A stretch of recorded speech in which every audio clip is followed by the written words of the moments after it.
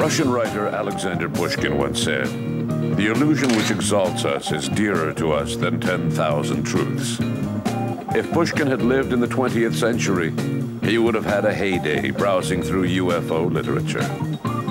In this strange world, where faith is often more important than knowledge, swindlers abound. The world is full of tricksters of the imagination.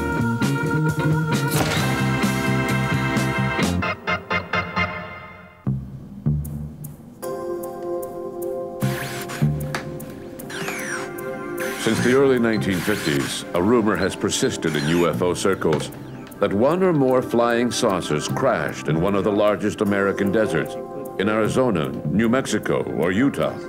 And what's more, according to witness reports, not only did the American Army recover remnants of this craft, they also captured some of its occupants.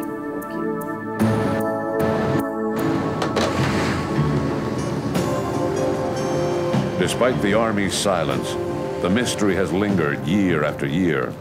Should we or shouldn't we believe that aliens were captured? That is the question. The rumor grew as a result of information from various sources, such as Timothy Good, author of Beyond Top Secret. In Beyond Top Secret, I published the story of a Polish biophysicist who, together with a team of French, British and Italian scientists, was taken to a vault in the JPL, Jet Propulsion Laboratory in Pasadena, California, where 3 levels below the floor level, they were shown materials, part of a skull and a hip bone of an alien creature recovered in New Mexico in 1947. They weren't given any further details, but subsequently this Polish biophysicist, whose information I use, comes up with some detailed scientific information about what he learned about these creatures. However, despite Timothy Good's opinion, these unverifiable accounts do not constitute valuable proof in the eyes of non-believers. If they can't see and touch an alien, skeptics need more convincing proof than mere empty words. In the midst of ongoing debates between believers and skeptics, something spectacular happened. In the early 1990s, Raymond Santilli, a London-based film distributor, released an archived film that hit the world like a bombshell in both UFO circles and the general public. In the sort of early 1990s, a film came to light, brought to the public by a chap called Ray Santilli, who effectively said that he had purchased canisters of film from someone in America who had shot them back in the 40s, and that what effectively they revealed was the autopsy of a captured alien at Roswell or at some similar sort of event, and you see the eyelids being removed and you see bits of the body being looked at and so on. And either, I mean, it has the merit of one thing. Either that is a genuine alien autopsy or it's a fake. There's no argument that this could be some kind of mistake, that it's something else or whatever else. It's either one or the other. As John Spencer said, the film Alien Autopsy fired up debates within the UFO community regarding authenticity of proof. Since verbal accounts of UFO sightings did not seem to be convincing enough proof, some believers decided to hark back to the old adage, a picture is worth 1,000 words.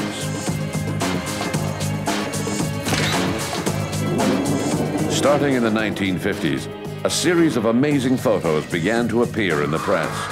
A photo that was supposed to depict an alien charged to the controls of his spacecraft was dubbed Tomato Man because of the perfectly round shape of the head. Upon closer examination of the picture, a pair of eyeglasses could be seen near the burnt body, proving that it was nothing more than a human pilot. In 1982, American UFO researcher Leonard Stringfield published Crash Retrievals Status Report 3, a document that dealt exclusively with alleged UFO crashes. On page 47 of the document, readers can see a picture of what is supposed to be an alien hand found by American agents in southern Florida. The famous photo appeared in several UFO magazines before falling into the hands of a photo professional in Massachusetts.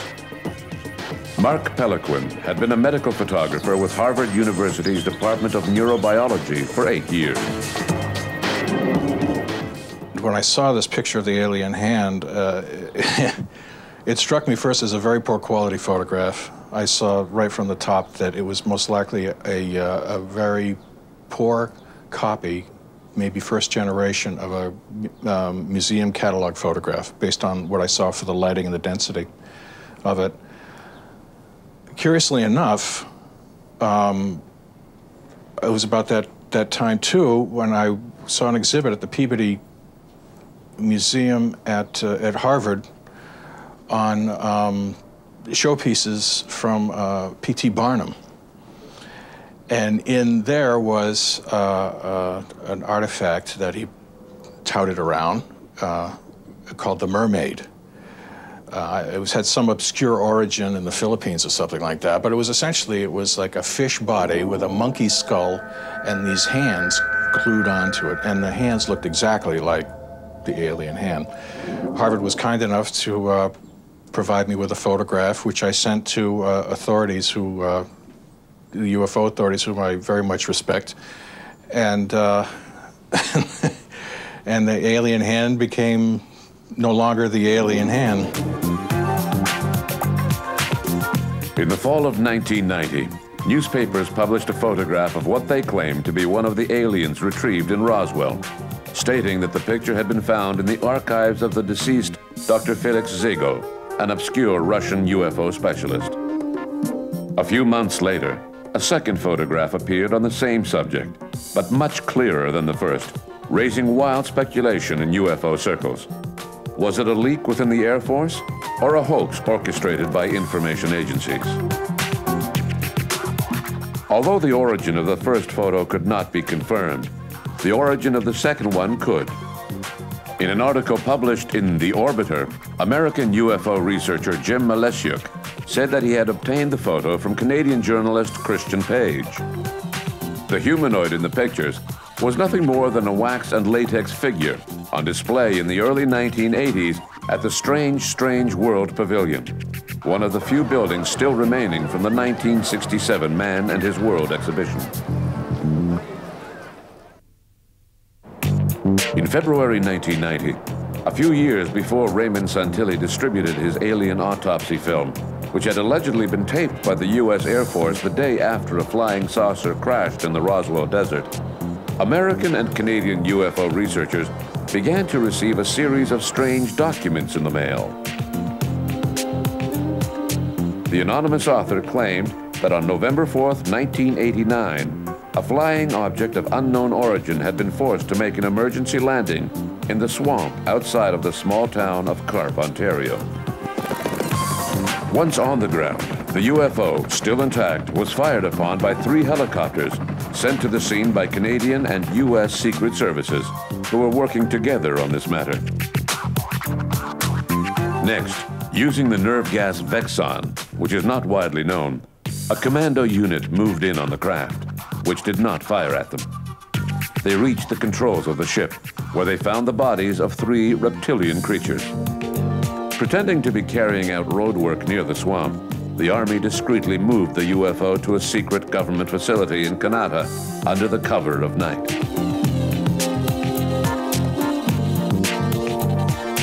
As for the mysterious creatures, they were supposedly secretly transported to the University of Ottawa, where CIA physiologists performed an autopsy on them. This incredible tale was accompanied by the topographical map of the area, as well as a photograph of one of the captured creatures. When he got wind of this amazing story, Graham Lightfoot, a local UFO researcher, headed to Carp to investigate for himself. I went to the area and on a Saturday, thinking people would be home, talked to 8 to 10 people, I just forget exactly, and asked them had they seen anything over the swamp.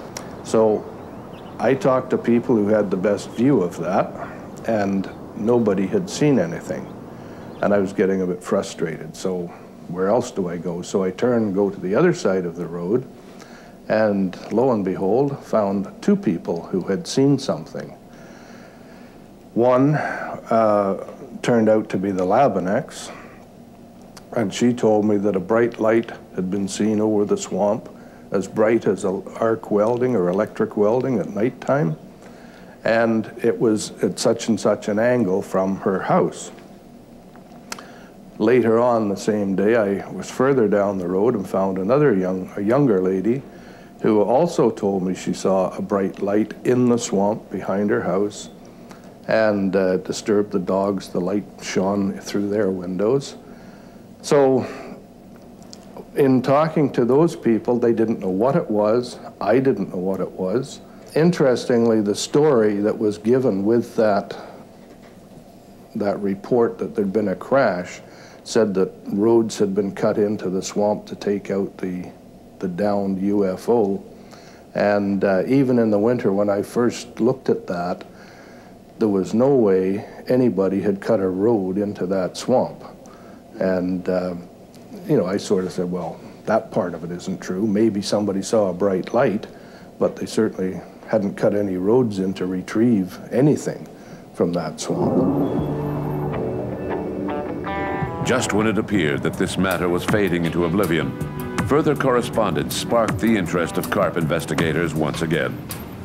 A year after the first anonymous package was sent, UFO researchers received another one, in which the author identified himself under the pseudonym Guardian, and said that he was a member of the Guardians of the Secrets of the Holy Grail.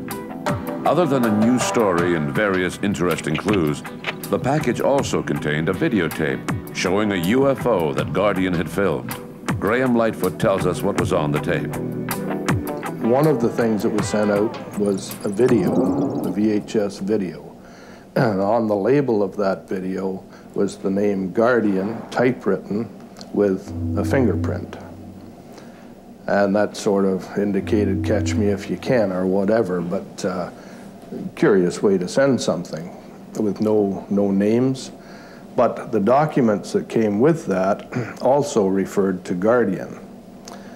There were various documents sent to different people. Some had a story, others had, or in addition to the story, had playing cards with little notes written on there that DND and CSIS is involved and things like that. Very curious, why would you send playing cards? It looked like a game. The only thing that made any sense was the background map happened to be the same area of Mannion's Corners that the '89 crash had been written about. The videotape that Guardian had sent starts off with flares or some sort of red light, 4 of them, burning, nighttime picture. So it's totally black background with these 4 flares or red lights.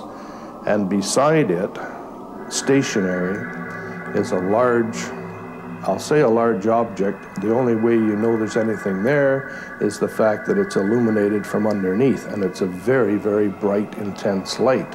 And on top of this structure, because it's apparent something was there, was a rotating or a flashing beacon. That video was filmed by someone holding the camera on their shoulder, presumably, walking towards it. Thinking that it was a hoax, Graham Lightfoot returned to CARP, accompanied by Canadian and U.S. researchers. He later discovered that there was a reason why they were being so helpful. Bob Exler from the United States had been contacted, and he contacted MUFON Ontario, and we all met in Carleton Place, and then I led them out to the site. And there was about 12 or 14 of us that day. And my thought was that we would knock on doors to see if anybody, would split up the area and knock on doors to see if anybody had seen anything back on August the 18th of the previous year. We didn't knock on any doors, which I thought was a bit odd, but anyway, we did walk around the area. A lot of the chaps were getting hot and tired, mosquito bites and all that sort of thing, and they decided we'd all go for supper into CARP, to a pub in CARP. Bob Exler and his son Dan said no, they were going to find the crash site and they were going to stick at it. Well, within half an hour, they showed up at the pub too. And oh, we found the site. So the rest of the chaps were not happy with the way Exler was doing things. He seemed to have all the answers, had found the site now, when nobody else even knew where to look for the site. And they more or less washed their hands of it and went home. On the other hand, I only live an hour away from that location, and I was curious enough to decide, well, I'm going to stick with it and see what's going on, see if we can find an answer.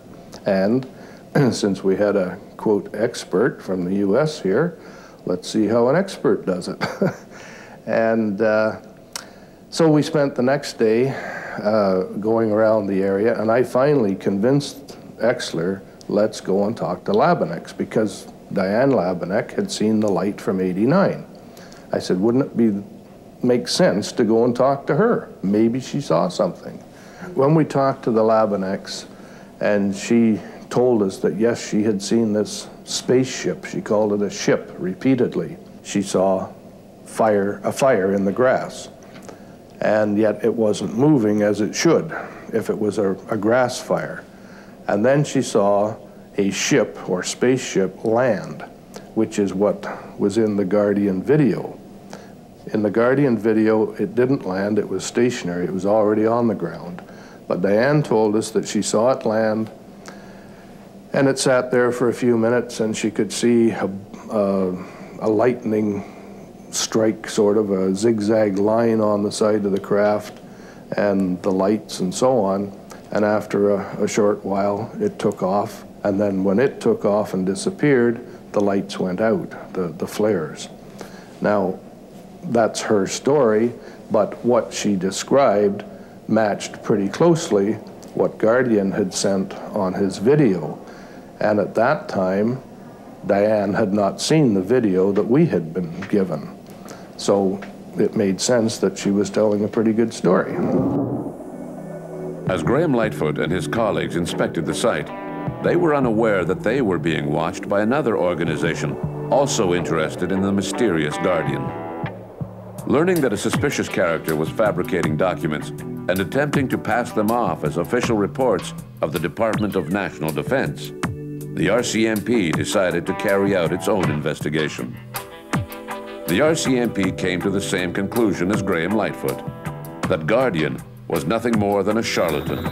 According to the RCMP, the alleged UFO on the videotape was nothing more than a Sikorsky helicopter filmed in the dark. As for the identity of Guardian himself, Graham Lightfoot suspected that it was a UFO follower who was well known in the area. I think I know who Guardian is. As I say, he's been known in the area for talking about UFOs for forever, for 40 years.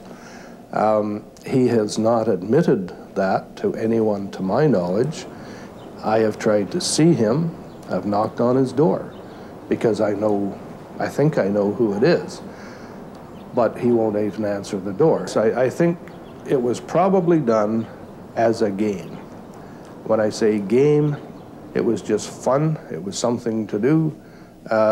Can we do it? And looking at the video, I'd say they did a pretty good job. Although the second-hand account of the Karp incident was fairly simple to solve, others were much more complicated. Like the Umo affair, a case so wrapped in mystery that many still doubt today that it could have been a hoax. One of the most ardent defenders of the Umo affair is Professor Jean-Pierre Petit, an astrophysicist and research director for the French National Center for Scientific Research, or CNRS. Petit literally shocked his colleagues in 1990 when he announced that some of his work had been inspired by Umite messages, a collection of typewritten letters that were primarily in Spanish. These letters were accentuated with odd words of so-called alien origin and signed by alleged visitors from the planet UMO. What's interesting is what we do with our lives. I may be the only person interested in the subject of UFOs who published scientific articles in high-profile magazines about fluid mechanics, ionized gases, cosmology, and geometry. Through reflection, I was able to produce high-quality material. What's published in UFO magazines nowadays is completely different. And I'm telling you that I was very inspired by the UMO letters.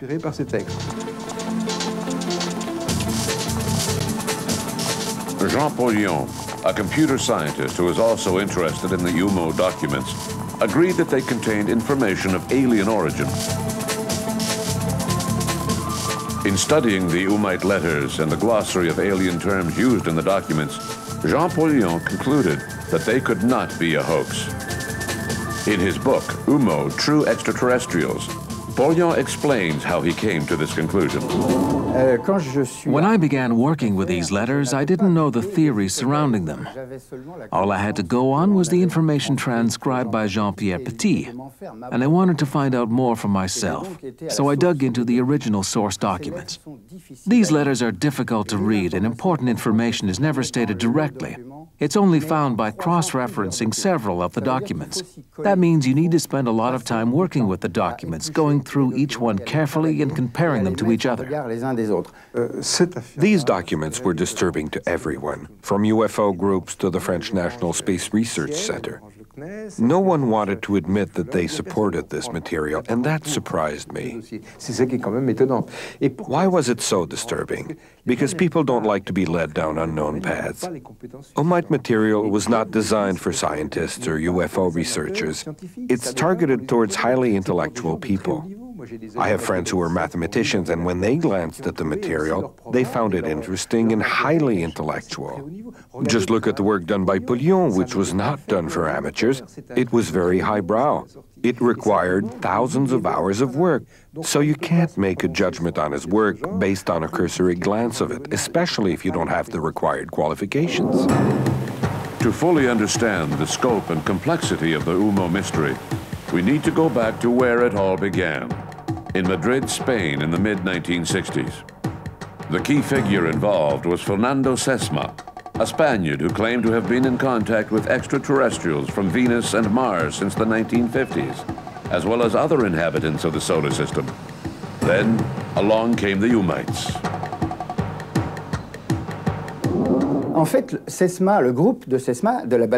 In actual fact, Sesma's group, the Happy Whale Club, existed long before the UMO mystery began.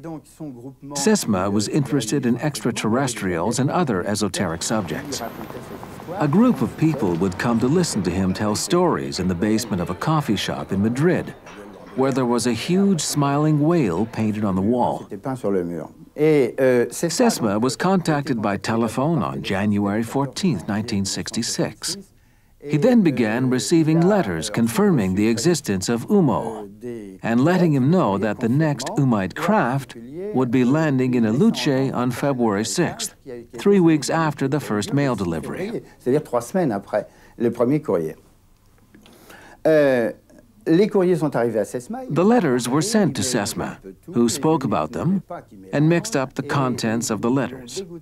Supposedly, the Umites did not appreciate him mixing things up, so they intentionally began adding technical information to make him lose interest. Sesma was a dreamer, not a scientist. So a lot of the technical information was over his head. Once the letters began to be filled with equations, Sesma started to lose interest, but people were still coming to hear about them, like engineer Enrique Villagrasa and Dr. Aguirre. These gentlemen and others began to receive the letters directly, and gradually they formed their own group, the famous Madrid group. They disassociated themselves from the Happy Whale Club, which continued to show interest in esoteric matters such as planets where butterflies laid eggs that hatched baby ducks. That's the sort of thing that SESMA cared about. After 2 to 3 years, they were no longer interested in UMO at all. In exchange for a modest sum, SESMA turned over all of his UMO documents to Fariols. The Umite mail packages, which bore an emblem resembling a letter of the Cyrillic alphabet, explained that they had been living on Earth since the 1950s. They were part of a scouting mission sent to Earth from a planet in the Virgo cluster, and the contents of the letters were designed to help advance humanity. The first Umite packages were received by Fernando Sesma in 1966. He received several dozen letters each year for many years. Over time, the Umites found other human contacts. Spanish, French, British, and even American representatives began receiving these odd packages. The last Umite correspondence was received in the mail in 1995.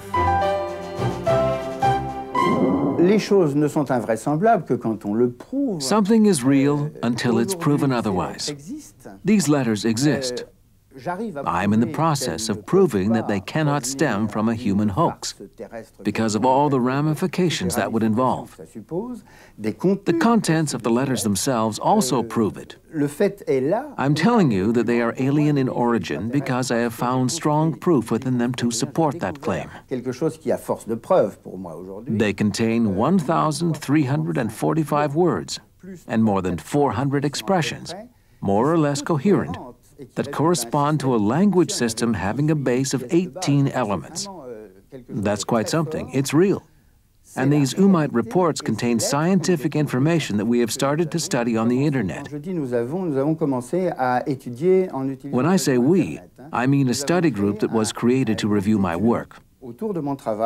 This group now has more than 100 members throughout the world, primarily university students. Martin Castello co-authored The Star Conspiracy, an investigation into the UMO affair. She was surprised to find that this odd story seemed to circulate under a cloak of secrecy, even among university students. I was a science journalist working for Figaro, and I was in charge of the science page. I had to prepare an article on a scientist named Jean-Pierre Luminet, who had written about black holes. So I went to Meudon to see him. Since he was a longtime friend of mine, once the interview was over, I asked him jokingly, "Jean-Pierre, have you ever heard of UMO?" He grabbed me, and then he led me into the hallway and said, "Be careful where you talk about that." Yes, of course, I studied the letters when I was younger along with several other scientists. I examined the letters carefully and I pondered over the equations. I couldn't believe what he was telling me. The next week, I had to give another interview for Figaro. I went to Oxford, or maybe it was Cambridge, I don't recall, to see Stephen Hawking, who had just released a new book. Stephen Hawking is a physicist restricted to a wheelchair due to Lou Gehrig's disease. At the end of the interview, I asked him the same question. Have you ever heard of UMO? With one finger, he typed the word yes on the computer. I couldn't believe it, so I asked him if he could tell me more about it. He adamantly replied no and wheeled away. The interview was over. Although some researchers are incredibly enthusiastic about UMO, others see it as nothing more than a very clever hoax. It's true that the whole thing has some suspicious elements, such as a series of photographs of an Umite craft. In 1967, the Umites announced in a mail package that one of their ships would be arriving soon. Then, on June 1st, 1967, an airship flew over the San Jose de Valderas area of Madrid. By the strangest of coincidences, a couple of photographers just happened to be at that location and took several pictures of the object. Interestingly, once the pictures were published in a major Madrid newspaper, the two photographers vanished into thin air, as if they had never existed. Jean-Jacques Velasco, director of France's UFO research group CEPRA, recalls that an investigation was carried out by his predecessor. Yes, this matter pops up now and then. We hear about it in the media. It's quite simple, really. Our UFO research group was called Japan at the time, and our director, Claude Brouwer, discovered that a number of people in southern France were receiving strange packages in the mail. In these packages, the recipients found photographs of bizarre things happening in the sky. Claude Brouwer had one of the pictures analyzed, and it was shown that the photograph was nothing more than a model suspended from a nylon thread. An independent investigation led by Ground Saucer Watch, an organization specializing in photo analysis, confirmed Brouwer's conclusions. By digitizing one of the photos taken in San Jose de Valderas, the experts had no trouble detecting the thread suspending the alleged UFO. Another controversial element was the quality of the information provided by the UMITES. According to Jean-Pierre Petit, the extraordinary things mentioned in the letters proved their alien origin. But was the information truly ahead of its time, as he claims? For example, Professor Petit said that the first packages from the UMITES, dating back to 1962, contained references to parallel universes, which most physicists believe are composed of antimatter. Professor Petit claimed that no one on Earth could have imagined such a concept back in 1962. He used the same argument for magnetic hydrodynamics, or MHD, a principle of propulsion that consists of moving an object within a dense atmosphere by wrapping it in a sort of magnetic cocoon. Petit said that when the UMITE reports mentioned MHD, it was a highly revolutionary principle for its time. Jean-Pierre Petit's main problem is a question of dates. The first UMITE letters did not date back to 1962, but rather 1966. As for the scientific information, it didn't start appearing in the UMITE reports until the late 1960s. Human discussions of parallel universes date back to 1967, when the idea was first proposed by Russian physicist Andrei Sakharov. Same thing for MHD. In 1966, as the UMO affair was just beginning, an American team was carrying out successful testing of a submarine powered by magnetic energy. In other words, contrary to what Jean-Pierre Petit claims, there was nothing revolutionary and probably nothing alien about the UMITE reports. The scientific information that Jean-Pierre Petit found in the UMITE reports is undeniable and indisputable. It's there. He may have been a bit off with his dates, but what counts is the details of the information that he found. It's a fact that MHD was discussed in the UMITE documents. It was just not discussed in the same terms as those interpreted by Jean-Pierre Petit. In my opinion, it was not being discussed as a means of propulsion, but rather as a source of energy. The UMITE letters are like a key capable of accessing the reader's intuition. They contain a lot of hidden information, and it took an imaginative mind like Jean-Pierre Petit's to find the building blocks of the ideas being expressed. Researchers everywhere did the same thing. I don't think the UMITES gave any explicit explanations, and I feel that Jean-Pierre Petit underestimated the importance of his work. He was able to find 2 or 3 concepts in the reports due to his imagination and scientific intellect. What he accomplished was not easy, and it was a lot of hard work. The UMITE letters stimulated his imagination. Everything that he came out with was not stated explicitly in the UMITE reports. They only gave pointers. The question remains, who wrote the UMITE reports? If it's true that they were nothing more than a hoax, then it is generally agreed that they must have been produced by a well-managed organization. But who and why? In 1993, one of the key players in the UMO affair, José Luis Jordan Peña, admitted to having written the UMITE letters. As an engineer, Peña had the knowledge required to have written these reports. But did he work alone, or did he have accomplices?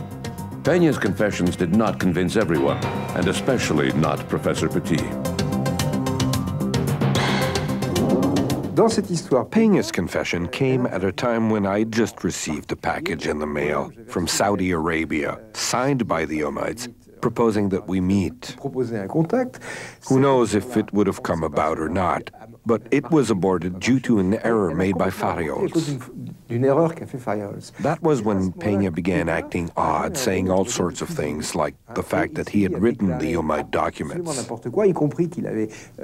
I was at Rafael Fariol's house when he and Peña discussed the matter. They had known each other for about 20 years, and by announcing that he had written the documents, Peña had made Fariols look like a fool. So Fariols was very upset. You know how Spaniards can get when they're angry. That's when I heard Peña say to Fariols, "Don't be mad, Rafael. The Umaids were the ones who told me to do it." Who are we to believe? Aliens flying on a craft suspended from a nylon thread, who order their agents to lie on their behalf to preserve their anonymity? Or Jose Luis Jordan Peña, a man tired of the 25-year cat-and-mouse game he'd been playing with UFO researchers who had been desperately trying to determine his identity. Will we ever learn all of the details surrounding the UMO affair? It may linger on as nothing more than a dream until we get some definite answers, but we never will.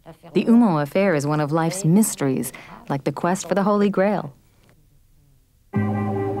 In the mid-1990s, Raymond Santilli, a London-based film distributor, publicly announced that he had just laid his hands on a film showing an alien autopsy. According to Santilli, the film had been taped by a former U.S. Air Force cameraman who had turned over the 16mm reels. I think it's suspicious that I was not invited to the original showing of the film, and even months before I tried to contact Ray Santilli, he ignored my requests to see the film. I'm convinced it's quite a clever fabrication done by various individuals, and I'm sure that their names will be known in due course. Now, Santilli, of course, maintains that it's genuine and that he's withholding more footage and so on and so forth. He talks about having supplied bits of the film for analysis, but he has never supplied any actual frames from the film for proper analysis. The day after the autopsy film was first shown in 1995, several people claimed that it contained proof that it had been filmed later than 1947, such as the microphone hanging over the autopsy table and the telephone that appeared behind the doctors, which was said to be more recent models than those used in 1947.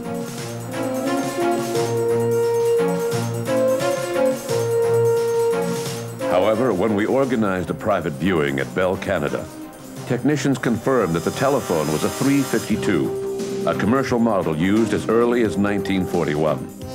As for the microphone, we checked with the technicians at Shure Brothers in Illinois, who advised us that the model in the film had been available on the market since 1942. In other words, there was no proof that the film had not been taped in 1947. Unable to prove that it was filmed later than 1947, analysts turned to a theory that it was possibly a clever trick, an argument countered by the exorbitant cost of such a production. Invited as an expert on a television program, Eric Gosselin said that he could prove this objection wrong. On the TV show, I was challenged to recreate the autopsy film, and I accepted the challenge. I created an alien that I had to open up an autopsy, as was done in the Santilli film. Eric Gosselin and his brother Carl produced a film whose sole purpose was to prove that Ray Santilli's alien autopsy could be recreated at a reasonable cost. Obviously, I didn't have $200,000 to $300,000 to invest in my production. On top of that, there was the question of when my version would be aired. I only had 2 weeks to put it all together. I managed to get it done within the 2 weeks for less than $2,000. Even though they proved that it was possible to produce something similar to Alien Autopsy at a reasonable cost, the Gosselin brothers in no way proved that Santilli's film was a fake. Further proof was still needed. Santilli was still keeping quiet about the identity of the person who had taped the film. Finally, after being bombarded with questions, the film distributor said that it had been created by Jack Barnett, a cameraman who had also taped initial testing of the atomic bomb south of Trinity, New Mexico. Research showed that only 2 cameramen were authorized to film those famous tests, and neither one of them fit the description given by Ray Santilli. The British producer also claimed that his film had been analyzed by the Kodak Film Company, who supposedly confirmed that it did indeed date back to 1947. There was something not quite right about this. We got in touch with Peter Nielsen, the person at Kodak's England office who had performed this alleged analysis. He wrote to us explaining that he never analyzed Santilli's film. However, he did admit to having studied a piece of film submitted by the British producer. It was a blank piece of celluloid used to hold the film on its reel. Based on the specific code appearing on this celluloid, Nielsen wrote that it was possible that it had been removed from a film dating back to 1947. He also cautioned that since it was void of any image, there was no way of proving that it had come from the autopsy film. Santilli distributes old American movies and could have easily taken this celluloid from any production dating back to 1947. No one has ever seen the actual film that the autopsy was taped on. Santilli generally shows the film on magnetic media, with the pretext that the original reels are safely locked in a vault. He is, however, more than happy to show people the metal cases in which he keeps the reels. One of them has a suspicious-looking label. Other than a few mundane markings, the label bears the official stamp of the American Department of Defense. This raises 2 points. Firstly, if the film was never turned over to the Air Force in the first place, then why does it bear their stamp? Secondly, upon checking with the National Archives office in Washington, D.C., it was discovered that this stamp was not made official by the U.S. President until October 1947, at least 4 months after the autopsy film was taped. A flaw in the film date had finally been found. John Spencer has written many books on UFOs, including an encyclopedia. For many years, he also headed the British UFO Research Association, or BUFORA, the largest UFO group in Great Britain. Now, I have to say that there is so much evidence that it's a fake that that's where my feeling is. The way in which it came to light, the way in which the whole film is shot, it has a certain theatricalness about it. And when we compare it to actual autopsies done at the time and so on, actually it's not that good. It's not the way it would be done and so on. So there's an awful lot wrong with that film. The question that, of course, is paramount, I suppose, is was Ray Santilli the person who faked it, or was he a victim of the hoaxer himself? And on that question, I think the jury's out. In the police world, it is well known that to find a culprit, you need to know who is profiting from the crime. To date, it is estimated that Raymond Santilli has made about $7 million on his autopsy film. P.T. Barnum is credited with saying, "A fool is born every minute." If P.T. Barnum was alive today, the showman would certainly be amused to see that one of his exhibits was passed off as an alien hand, that television networks paid several $1,000s to show the autopsy of a rubber mannequin, and that scientists are poring over letters of questionable alien origin in the hopes of finding revolutionary new ideas. If P.T. Barnum was alive today, he would no doubt be working in the field of UFOs.